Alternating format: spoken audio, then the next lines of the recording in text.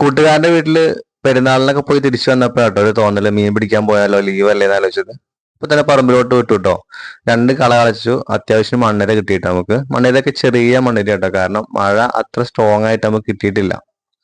അപ്പോ ഇവർക്ക് അത്യാവശ്യം ആരോഗ്യം വെച്ചിട്ടൊന്നുമില്ല. ഈ മഴ സ്ട്രോങ് ആയി വെള്ളമൊക്കെ വന്നാലാണ് ഇവരൊന്ന് തടിയൊക്കെ വെക്കുകയുള്ളൂ. നമുക്കിപ്പോ പിടിക്കേണ്ടത് പള്ളത്തി ആയതുകൊണ്ട്, അതായത് അമ്മപ്പുട്ട ആയതുകൊണ്ട് ഈ ഇര മതി.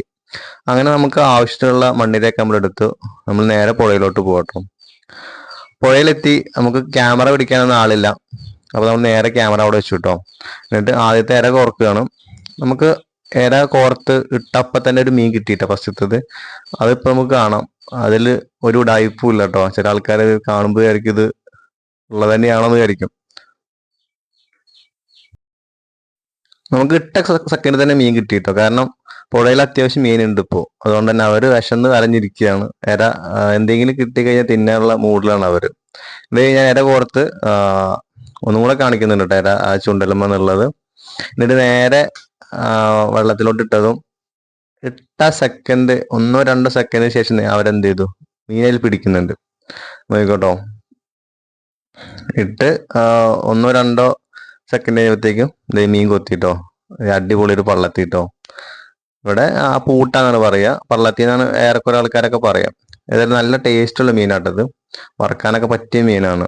ഇവര് കൂട്ടമായിട്ടാട്ടോ പുഴയിൽ ഉണ്ടാവുക, ഒന്നൊന്നും അങ്ങനെ ഉണ്ടാവില്ല. അതുകൊണ്ട് തന്നെ കിട്ടുകയാണെന്നുണ്ടെങ്കിൽ ഒരുപാട് എണ്ണം കിട്ടും, സുഖമാണ്.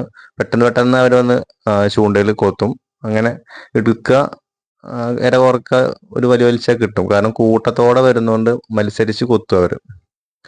പിന്നെ പുഴയിൽ നല്ല കാര്യമായിട്ട് കൊതുക്, നല്ല കൊതുകയാണ്.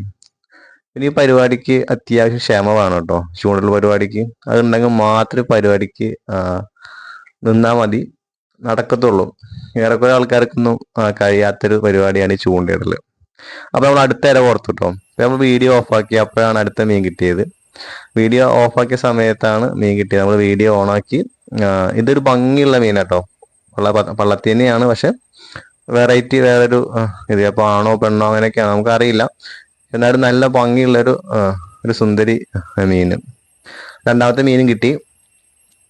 അതെ, നല്ല ചാട്ടം ചാടുന്നുണ്ടല്ലേ.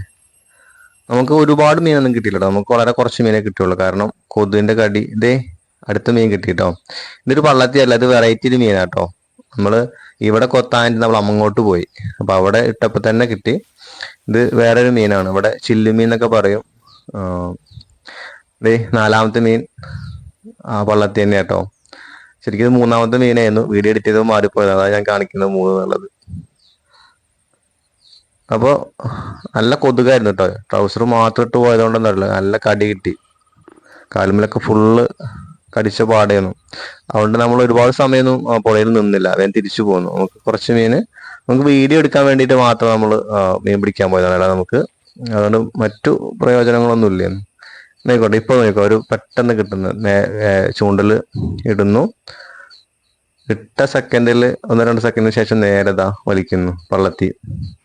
ഇതാണ് ഇവര്, ഇങ്ങനെയാണ് ഇവര്. പെട്ടെന്ന് കിട്ടും, പെട്ടെന്ന് നമുക്ക് സമയമൊന്നും വഹിക്കാതെ ഉണ്ടെന്നുണ്ടെങ്കിൽ വേഗം കിട്ടിപ്പോരുന്ന സാധനം കേട്ടോ. ഇത് കുറച്ച് ചെറുതാണ് കേട്ടോ, എന്നാലും പള്ളത്തി അത്യാവശ്യം കുഴപ്പമില്ല സൈസ് ഉണ്ട്. അങ്ങനെ 5-6 മീനെ നമുക്ക് കിട്ടിയതുള്ളൂ. പിന്നെ നമ്മൾ തിരിച്ച് വീട്ടിലോട്ട് പോന്നു. കാരണം കൊതുകിന്റെ കടി ഒരു രക്ഷയില്ല, മഴയൊക്കെ ഇല്ലാത്തതുകൊണ്ട്.